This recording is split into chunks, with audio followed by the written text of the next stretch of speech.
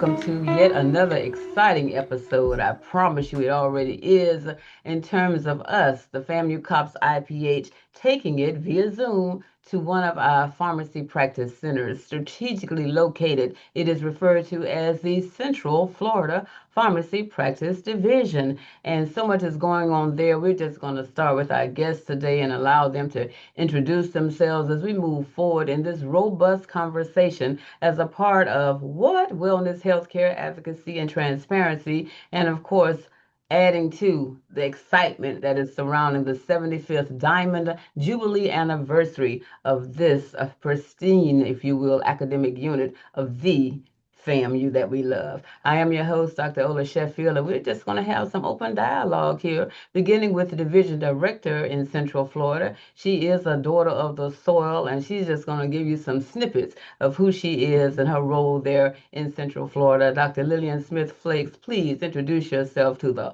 What podcast audience, and thank you. Hello, hello, hello. Thank you, Dr. Sheffield, so much for having us here today. We truly appreciate the opportunity. We love the way you introduce us. It's always dynamic anytime you speak. So we just want to say Yes. thank you for being the person that you are and just for taking the opportunity to make things like this happen. We've never had anything like this before, so I'm excited and I've been able to see a couple of the podcasts and they're very informative. So hopefully we can be informative as well. So Thank you. currently, I am the division director for the Central Florida Pharmacy Practice Center, and I want to explain what that means. Thank you. We were formerly known as Tampa and Orlando campuses. So because we are one campus, even though we have students who are also housed in Orlando, we are one campus in Tampa and Orlando. So that's the name Central Florida. Hence the name Central Florida Pharmacy Practice Center. Indeed. And so with that involved, you as division Tampa director, and you Orlando. so I see you brought some of your people with you today, just some, a few, if you will. I'm gonna call him the historian because word has it on the street from a very reliable source. Yes, shameless plug there. Dr. Charlie Colquitt, if you tell our audience who you be there at this particular point in time, please, sir. Thank you. I will, and it's a pleasure. It's a pleasure. Thank you very much for, gracing us with your presence. Heard wonderful things about the podcast and seen wonderful things about the podcast. So yeah, this is exciting. Central Florida with of course, with a top campus. You may get some other words from the other centers, but we take pride in our students. We take pride in our rotations that the connections that we have in the Tampa Bay area. But just kind of give you a little history, we started out with like 10 students across the street. Well, our old address across the street, we started out, Dr. Scrivens, he was the pioneer who was the division director that started the program in Tampa. And across the street at that time was University of South Florida. And we would meet in the library. And I was one of the first classes of about 10 students that seminar class would meet in the library of USF campus. And that grew to where we are today under the leadership of Dr. Scrivens and really putting us on the map. We were able to get our own freestanding, or I should say our own space from there, which was across the street from USF. And he was the only faculty member at that time.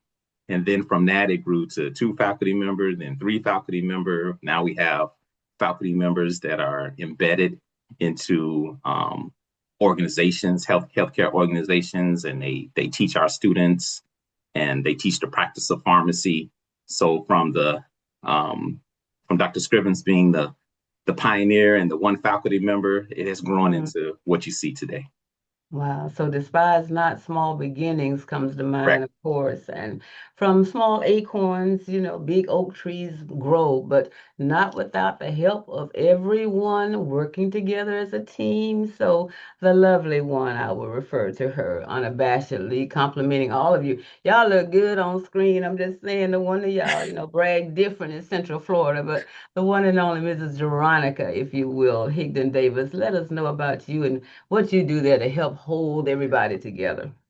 Yes, ma'am. Thank you so much for having us on this podcast. You're fulfilling one of my bucket list dreams Uh, here of being on a podcast. So thank you so you're much. welcome. Thank you.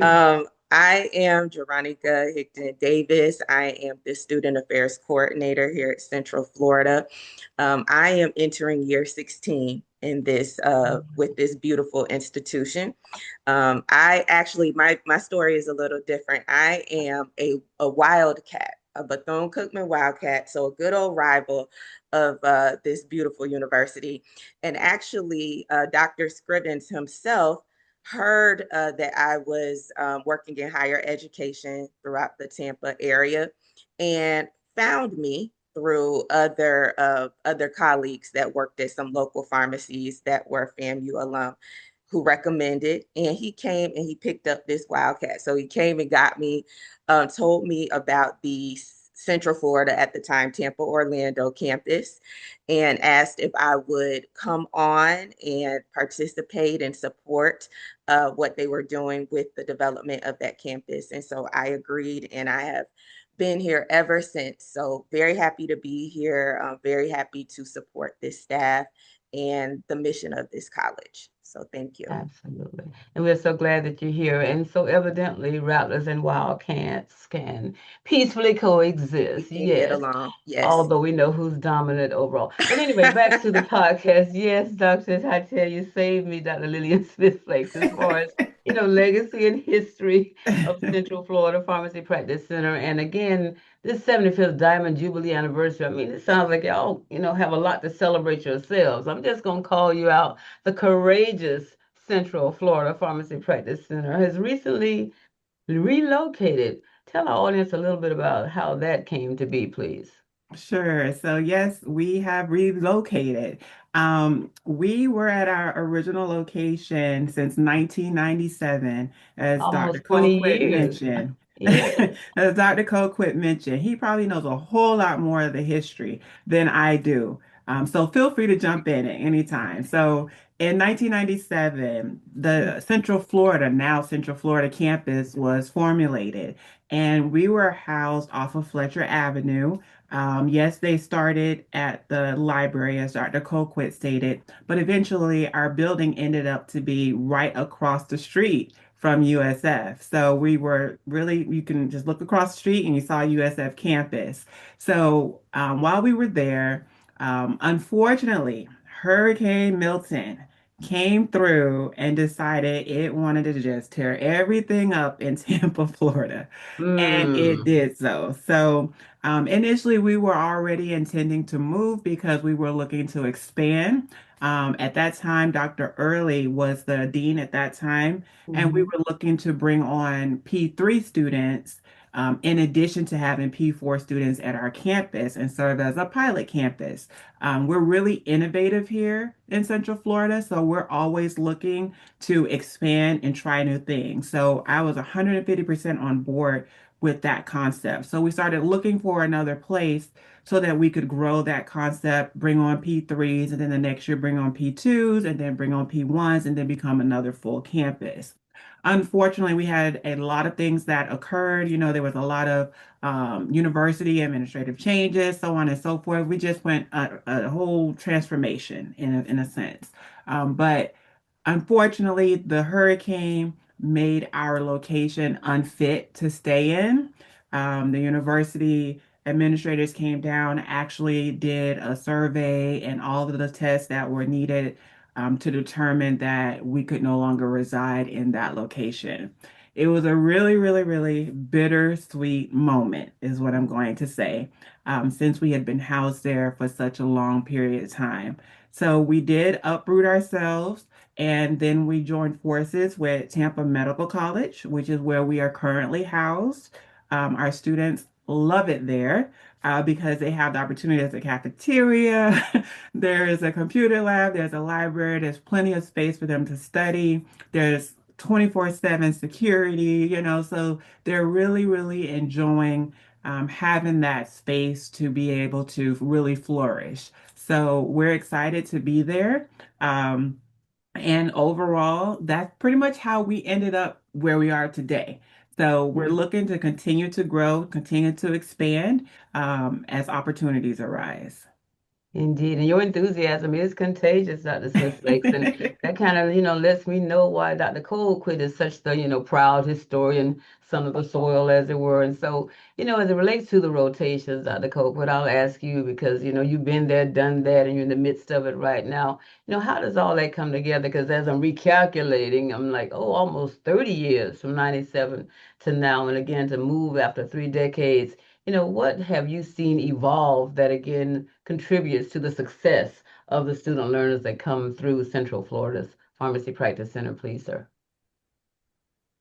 Success, yeah, success is the key. The practice of pharmacy has evolved so much over the years. And we're proud, and I'll let Miss Higdon Davis, she can probably give a little more insight on this.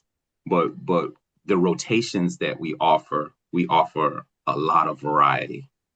And rotations have switched over the years where they would go to different centers. So now they have 7 rotations that they have to fulfill, 4 required and then 3 electives. And before they would just go through, after requirements, you would go to a different hospital, you'll go to a different ambulatory clinic, you may go to fulfill your community rotation at a Walgreens or or CVS or something, and then electives. Well, because of the opportunities and the pharmacists being more competitive, our location, we started having building tracks. So when I say building tracks, the students would be at a rotation for several months at a time. For instance, we have a track with Tampa General Hospital. So not only would they do their medicine rotation, they'll do their hospital rotation and an elective. So that way, the student is embedded into the system. They get better training. They know the system. The pharmacists know them. And now, if they want to go for post graduate training, apply for a residency, that's one of the facilities that they could apply it because they already know how the system already runs, and they're already familiar with the leadership there and all the pharmacists there. We had tracks with the VA hospital, James Haley, tracks at Bay Point VA hospital. We have tracks with Advent Health. So I'm proud to say that Central Florida has made its mark as if you want to do a residency, and if you want that type of postgraduate training, then you definitely want to come to Central Florida. Clearly, that's where I want to come. I'm just putting it out there. So when Dr. Lord, if he reviews this, he can just say, but you do need to go see what's going on. And so, Mrs. Higdon Davis, that, does bring me back to you because it's coordinated, with student affairs, just to say that's so bless the Lord. So as it relates to, some of the earlier comments there, how do we kind of keep that pipeline, if you will, alive and flourishing with coordination that obviously has to occur, just the 7 rotations alone and, so forth and so on. How do you kind of, after 15 years, do that so energetically and effectively? Please. You said it. You said it best. So I want to first give a shout out to all of my coordinator peers and everybody that works in experiential education because we are some hardworking individuals. And I don't know if we hear that enough, but I want to just commend those individuals. But as Dr. Colquitt and Dr. Smith Flakes mentioned, coordination It is not easy, especially now. I've definitely seen a transition from 15 years ago opposed to now. Our area in Central Florida, which covers basically the I-4 corridor, so up the center of the state, all the way across from the East Coast to the West Coast, has become very saturated with competition, for lack of a better word. We are competing for rotations and spots with University of Florida, LECOM, USF. And so that has made my job challenging. But there's nothing too big, right? When we're talking about FAMU, okay? So we can do that. So as Dr. Colquitt mentioned, we are the first division that or campus that has developed what we call longitudinal LAPI rotations or LAPI tracks, as he was stating, which is it could span anywhere from 3 to 7 months of being at the same facility or organization or institution and working with them, which has been perfect for those students, as he said, that are interested in residencies and interested in fellowships, some that are interested in teaching and going into education. So this is a perfect platform for those students that desire to have more of a tailored matriculation through advanced pharmacy practice. So I was initially introduced. Someone introduced me to this concept, and I believe the first place I heard about it was at a VA hospital. So I brought this back to Dr. Brickler at the time, who was serving as the director of experiential coordination or education. And I asked her and all of my other peers, I said, have you all ever heard of this? And they said no, but she gave me the green light to proceed with it. So I said, okay, well, we'll be the pioneers and we'll jump into it. And so we now have successfully developed longitudinal API rotations. And I'm very happy to say that the Advent Health of Orlando, Maine, just developed a residency prep program.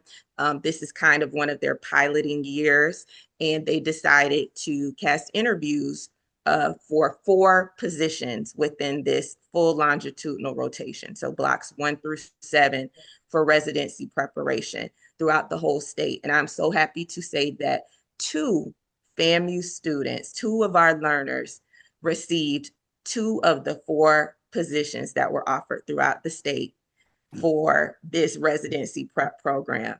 And so they will be a part of Central Florida come this summer. And these are the strides that we're making. And this is the type of progression. So our students, they're not only showing up, they're showing out. And so that's what keeps me motivated and hitting the pavement when it comes to trying to coordinate these rotations, because I know our students are capable and I know that they will go there and they will show out and they're innovators. So that's what keeps me going.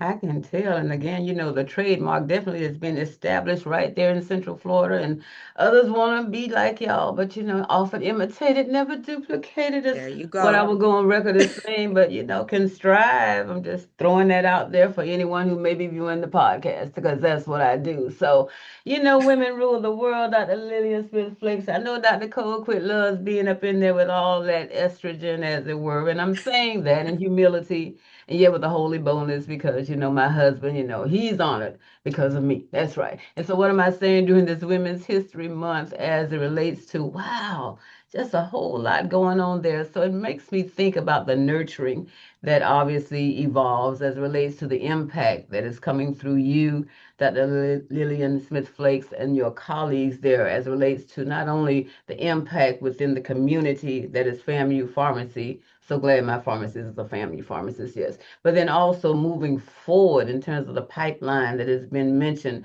What would you say as it relates to history and legacy from when you were a student learner?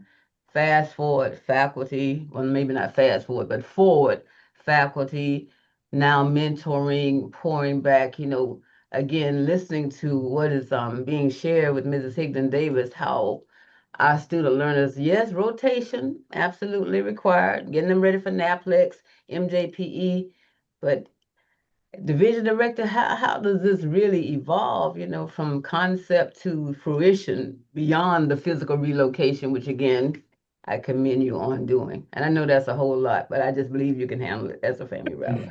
It is a whole lot. And I'm going to say, especially as a fellow alumni, I can just speak to the fact that when I was looking for a school to attend, FAMU was the only school that I applied to, only school that I applied to when I left high school. And there were a lot of people that I surrounded myself with that actually helped me to get to this particular juncture. So as I'm looking back to where we are today, I'm happy to say, I am thrilled to say that I am a product of a student who came through the now Central Florida Pharmacy Practice Center back in 2008. And Dr. Colquitt served as one of my preceptors for ambulatory care. So I was with him for 2 months in January and February. I'll never forget it.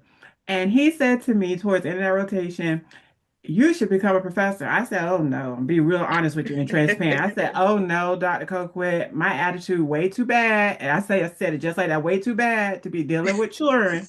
I don't think Sharing. I should be doing that. And he laughed just like he's laughing today, the exact same way, and chuckled. But full circle moment, after I completed my residency at the Orlando VA Medical Center, Dr. LaRose reached out to me and said they were getting ready to start a Crestview campus Mm-hmm. and asked me if I would be interested in coming on and working with her in Crestview. So I'm one of the first faculty member that worked at the Crestview campus and helped, do the whole layout. So whenever they do a 75-year Crestview, I'll probably be in part of that legacy to be able to say how that kind of came to fruition and meeting with Senator Darrell Peden at the time when he was alive as well. So a full circle moment.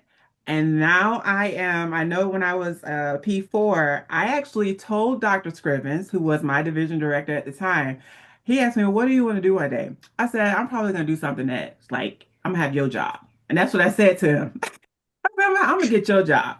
And he was like, all right, well then somebody's gonna have to take it one day. So, never in a million years that I think that I'd be coming back and actually teaching for one. So Dr. Colquitt called it on that one. I'm gonna let him have that one. He called it, and never did I believe that I would be a division director back at my alma mater as well. So everything that drives me is just the love that I have for this university, the love that I have for our learners, our students, knowing that you can come from a place, and I came from poverty. So you can come from a place where you have nothing, and FAMU will take you under their wings and help you get to where you need to go.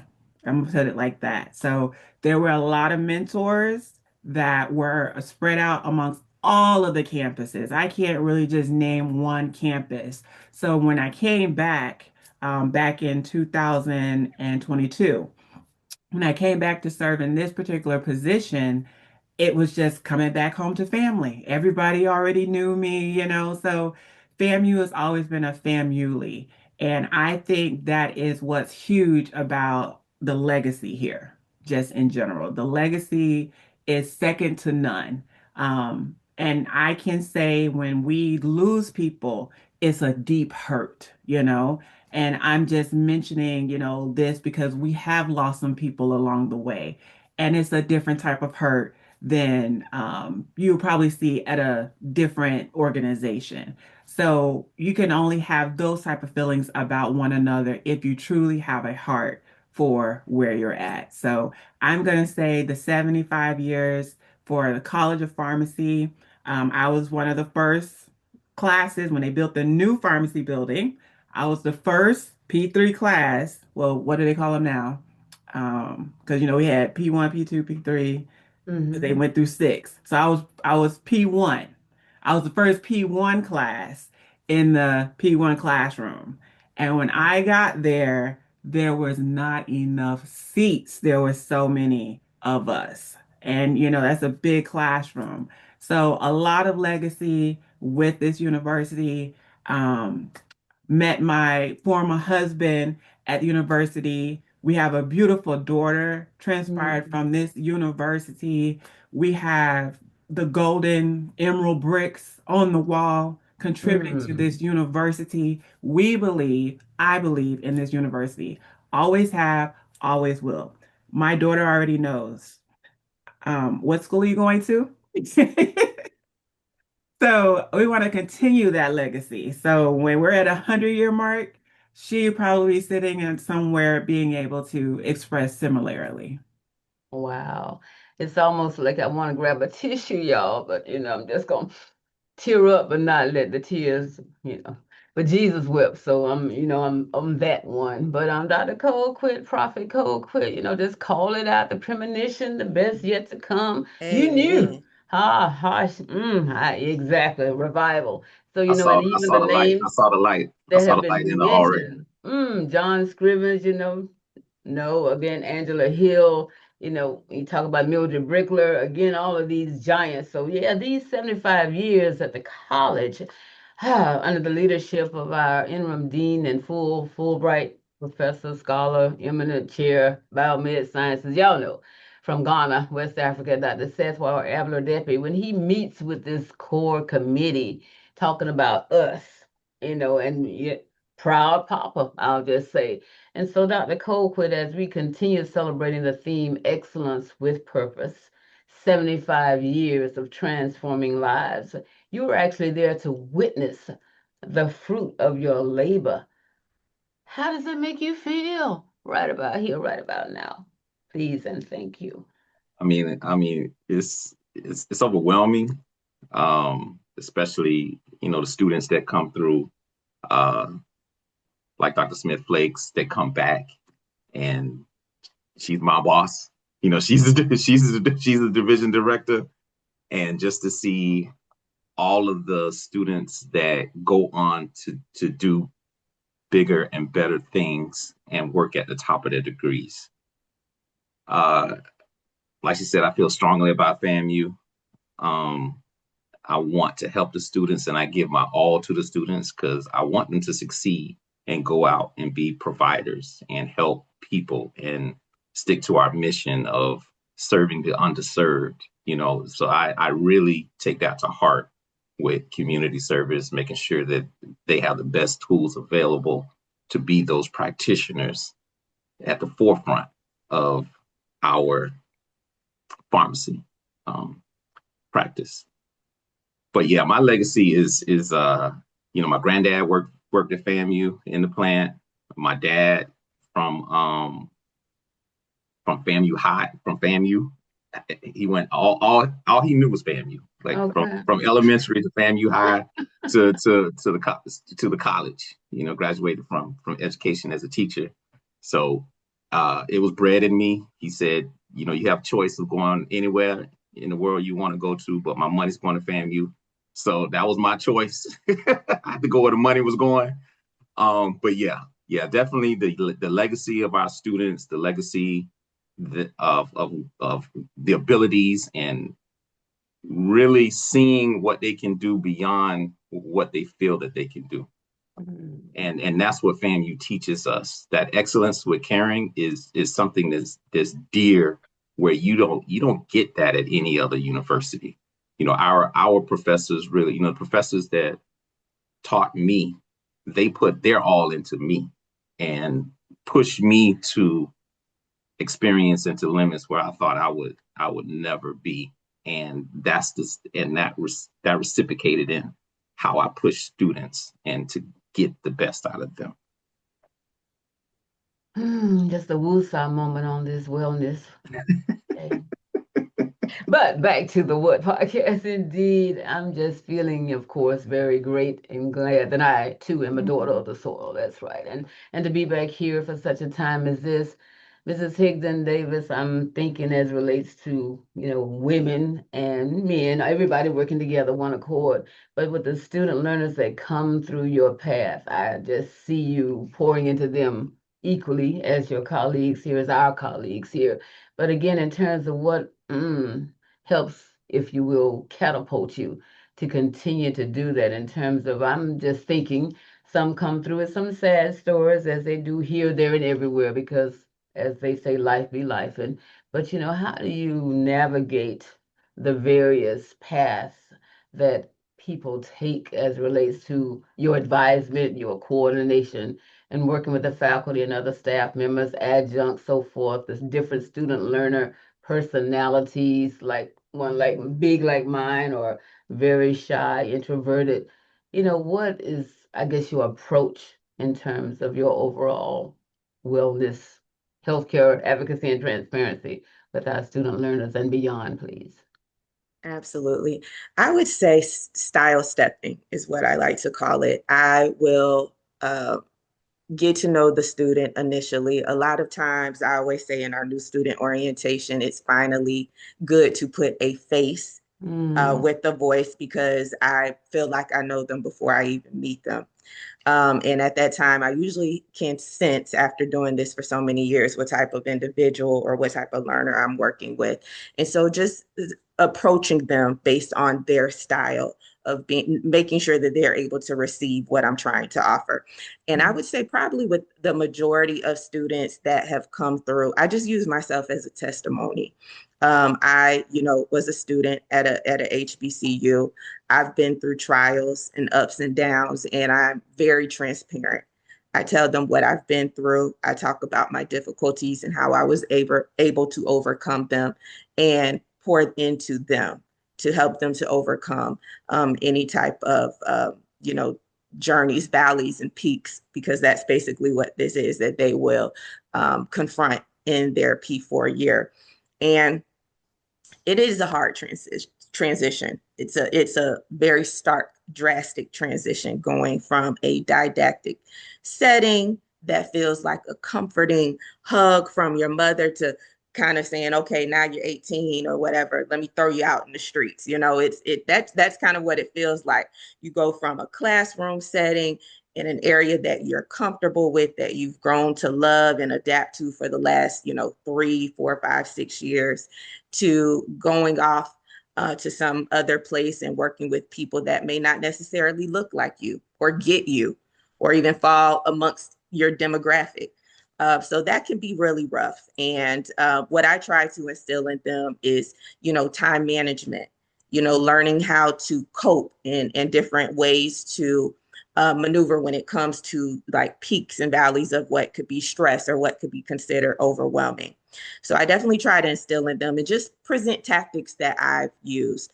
Some students are comfortable or ask me to pray for them or with them, and I'm absolutely open to doing that as well. And that's, I would say, one of the best things about working here at FAMU is having that type of support.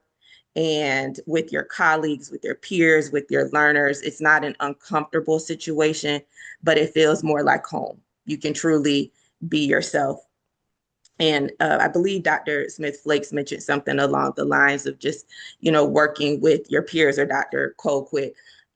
Being here for 15, almost 16 years, we go through our own things in life, personally. And I can definitely attest to what this position and being at this institution and within this college has done for me. I remember Dr. Colquitt was my division director at a time when I was not sure if my mother would be here today. We found out within a matter of hours that she was in need of a aortic valve for her heart, and the surgeon only gave her a few months to live if we weren't able to retrieve that. And thank God we were.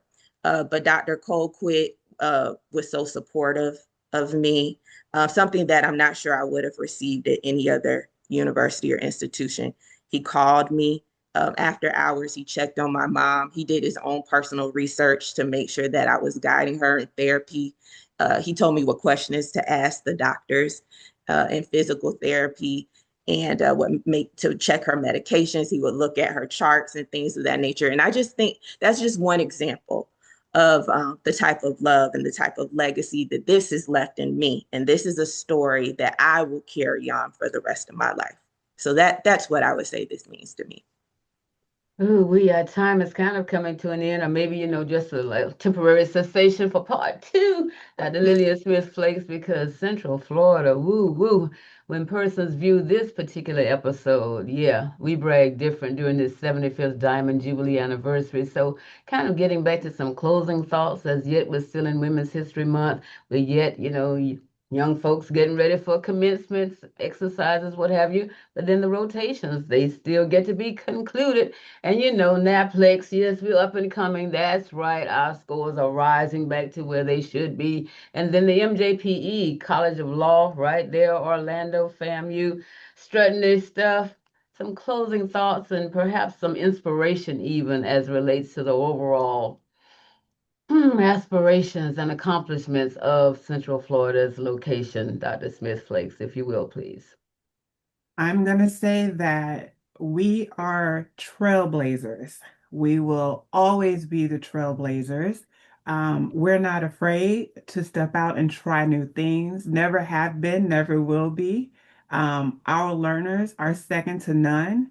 Doesn't matter if they have a 4.0 or a 2.0. We treat them all the same and we get them all where they need to be so that they can reach the goals that they need to be. I want to brag about my student affairs coordinator, Mrs. Higdon Davis. She is second to none. She goes above and beyond. I cannot express my words of appreciation for all that she does to keep our learners all together and where they need to be. Dr. Colquitt, as you know by yourself, he is definitely second to none. So yes, I definitely reached back out. Dr. Colquitt, don't you want to come back?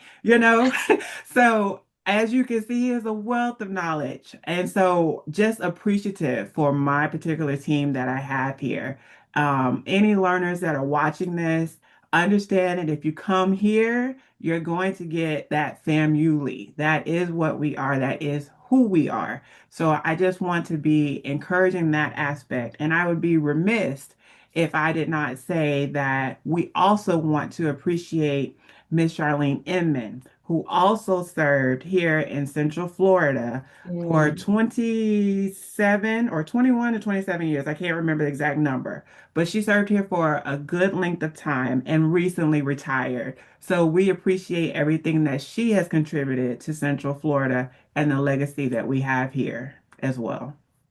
Indeed. And again, congratulations, as you just mentioned, Dr. Smith Flakes, to that retirement phase that we are striving toward. I'll just throw my hands in the air and I'm working on a succession plan, as I have made no secret of that again. But in the meantime, in between time, there is work to be done. And really, Dr. Colquitt, nobody cares how much we know until they know how much we care. And the caring and sharing that I'm grabbing from this recording of the W.H.A.T Podcast with the COPS IPH, yeah, it is going far and wide, worldwide, as a matter of fact, because as we know, FAMU made world ready. You too, Mrs. Higdon Davis. We love you to life.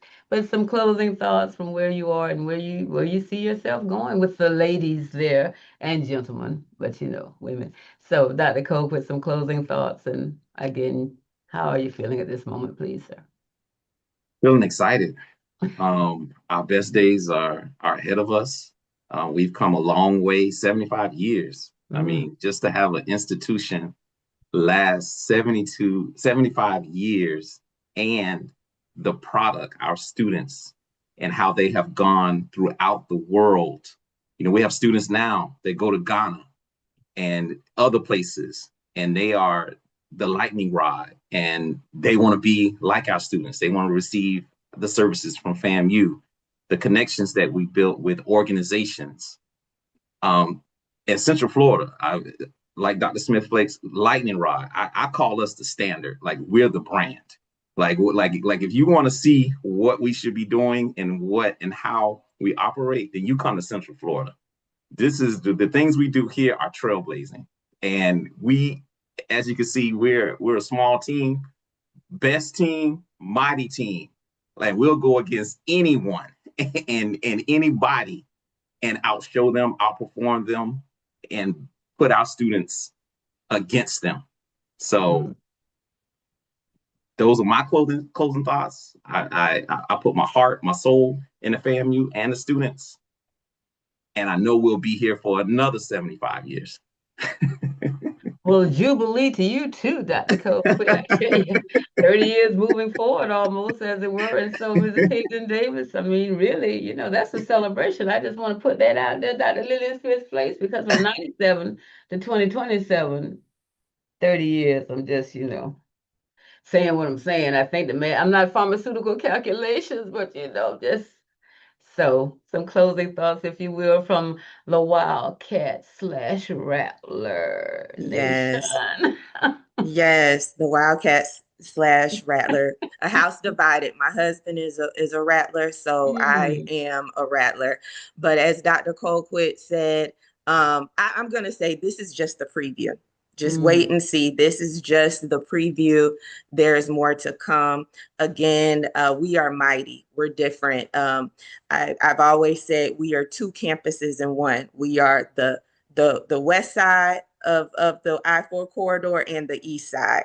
So we are a mighty force in the middle of the state. And I think we proved that with our students and with our faculty and with our staff. So we are innovators, and I'm just going to say, look out. Look out for Central Florida, but there is more to come. And we will be a part of the legacy that continues to elevate this college and this institution.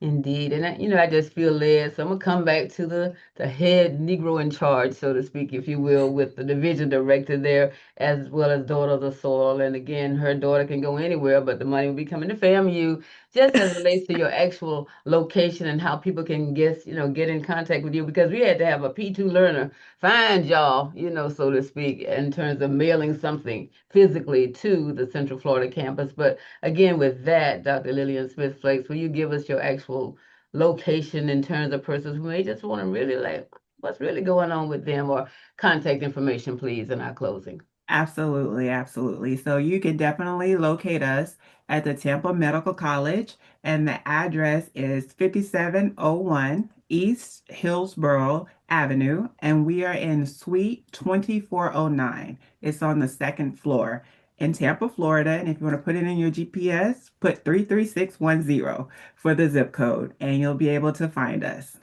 Got you. And best email address in general, or specifically as relates to, at famu.edu, they can find you. I know. If not, y'all can holler at me and, call me, and I'll just transfer you to Central Florida, because that's where I'm headed as soon as humanly possible. But again, we Sure, just want to, yes, indeed, if you sure. could share that, please.